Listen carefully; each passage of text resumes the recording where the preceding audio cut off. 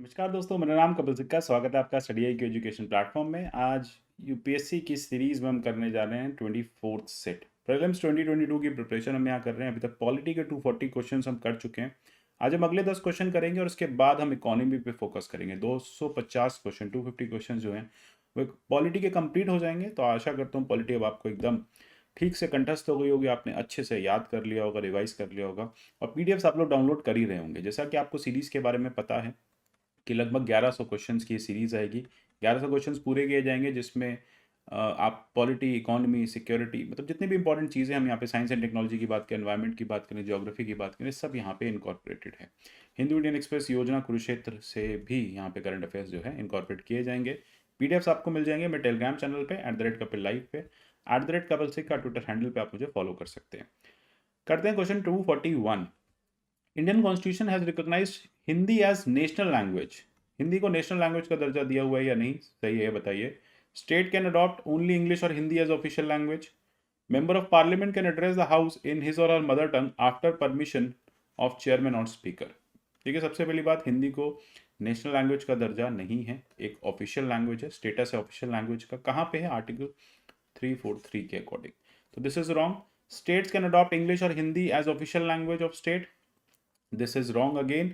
In case of Andhra, Kerala आप देखेंगे कि स्टेट्स अपनी लैंग्वेज को अडॉप्ट कर सकते हैं और मेंबर ऑफ पार्लियामेंट जो है वो अपनी मदर टंग में भी एड्रेस कर सकते हैं, प्रोवाइडेड वो स्पीकर या चेयरमैन से परमिशन ले लें। बहुत सिंपल है, लैंग्वेज के पे आप ये सारी चीज़ें पढ़ सकते हैं। चलते हैं 97 अमेंडमेंट 2011। ठीक है, आपको याद होगा 2021 में, हाल ही में जुलाई में, इस अमेंडमेंट को पार्शियली वॉइड डिक्लेयर किया है सुप्रीम कोर्ट ने। केस है Rajendra Shah versus state of Gujarat. ठीक है, अब ये क्या है exactly? Versus union of India.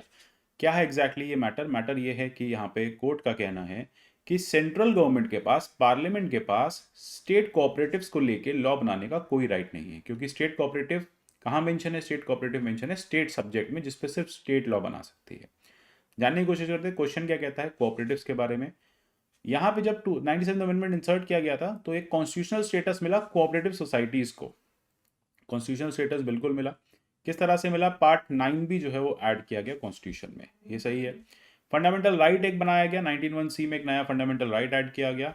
और साथ ही साथ हम बात करें तो फंडामेंटल ड्यूटी को ऐड किया गया, यस और नो? बिल्कुल नहीं। डीपीएसपी को ऐड किया गया 43B में। So third is incorrect, 1 and 2 are correct. A is the correct answer. Simple है। चलते हैं आगे। The term union of India includes which of the following?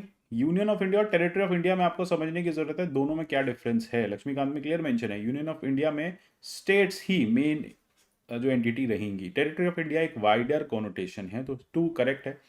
Territory of India में आप देखेंगे टेरिटरी ऑफ स्टेट्स आएगा, यूनियन टेरिटरीज आएगा और बाकी कोई भी ऐसी टेरिटरी जो समय समय पे गवर्नमेंट ऑफ इंडिया एक्वायर कर ले। यूनियन ऑफ इंडिया में आप देखेंगे केवल स्टेट्स जो हैं, उस समय की जो स्टेट्स थी उनका ही मेंशन आएगा। बहुत सिंपल है। चलते हैं 244 की तरफ। आरटीआई को लेकर, आरटीआई 2005 में आया था। आरटीआई जो है वो आपको एक्सेस देता है information under control of public authorities. एक तरह से ये राइट जो है 91A से भी फ्लो होता है। Freedom of speech and expression का एक प्री रिक्विजिट पार्ट बोला जाता है इंफॉर्मेशन सीकिंग। आपके पास इंफॉर्मेशन है तभी आप स्पीच दे पाएंगे, उसे यूज कर पाएंगे और अपने आप को एक्सप्रेस कर पाएंगे। BPL card holders are not charge for seeking information, बात सही है। जम्मू एंड कश्मीर का अपना आरटीआई एक्ट है 2009 का, है नहीं था, इसको 2021 में खत्म कर दिया गया है। अब यहाँ पे सेंट्रल एक्ट ही अप्लाई होगा, पहले जम्मू कश्मीर का अपना एक्ट था। तो 1 and 2 जो है वो करेक्ट है, थर्ड अब रॉन्ग है। 245 पे चलते हैं। Which of the following holds true under right to freedom? Right to freedom में कौन सा सही है? Right to freedom of speech and expression, right to form associations, right to vote, right to move freely within the country. Which of the following is incorrect? ठीक है, या फिर यहाँ पे which of the following is correct. कौन कौन से right to freedom में आते हैं? देखिए, राइट टू वोट एक कॉन्स्टिट्यूशनल राइट है, इसे सुप्रीम कोर्ट क्लियर कर चुका है कि ये कॉन्स्टिट्यूशनल राइट है। पहले हम कहते थे ये लीगल राइट है, बट सुप्रीम कोर्ट ने रिसेंटली कहा कॉन्स्टिट्यूशनल राइट है। तो राइट टू वोट में आप कॉन्स्टिट्यूशनल राइट रखेंगे। राइट टू फ्रीडम की अगर हम बात करें तो ये तीनों जो हैं आपको मिल जाएंगे। 1, 2 and 4 is the correct answer. Members of constituent assembly frame the directive principle of state policy. DPSP के लिए क्या क्या किया? ग्रेटर सोशल इकोनॉमिक रिफॉर्म लाए गए। बेसिकली ये सर्व करता है as a guide to independent India and to institute laws. ठीक है, डायरेक्शन देता है लॉस के इंस्टीट्यूशन में। तो बात सही है, both 1 and 2 are correct. DPSP का यही पर्पस है। So economic as well as social avenues की ये बात करता है, ठीक है, सोशो इकोनॉमिक रिफॉर्म्स की ये बात करता है। The most important aspect of secularism is, secularism का सबसे इंपॉर्टेंट एस्पेक्ट क्या, देखिए मैंने आपको पहले भी शायद डिस्कस किया हुआ है, सेक्युलरिज्म का मतलब यही होता है कि स्टेट और रिलीजन के बीच में कोई रिश्ता ना हो, complete bifurcation between state and religion. So A is the correct answer. Then आगे चलते हैं क्वेश्चन नंबर 248 पे, consider the following statements. Indian state support certain religion, क्या भारत का भारत जो है, भारत एज राज्य कंट्री जो है वो कुछ स्टेट्स को यहाँ पे या कुछ रिलीजन को यहाँ पे सपोर्ट करता है? बिल्कुल सपोर्ट नहीं करता। Indian state separates itself from religions, बिल्कुल हम यहाँ पे कॉन्सेप्ट फॉलो करते हैं, प्रिंसिपल डिस्टेंस का फॉर्मूला हम यहाँ पे फॉलो करते हैं। मतलब स्टेट जो है वो दूर रहेगा आपके रिलीजियस पर्पस से, रिलीजियस एक्टिविटीज से, लेकिन अगर आर्टिकल 25 में आप public health, public order, health and morality को इम्पैक्ट कर रहे हैं, इन्फ्रिंज कर रहे हैं, तो फिर स्टेट जरूर दखलंदाजी करेगा, ठीक है। तो 2 is correct, Indian state separates itself from religions. Amendment of US Constitution which prohibits the legislature from making, respecting and establishment of religion is, ठीक है, रिलीजन को रिस्पेक्ट करना, रिलीजन से दूर रहना।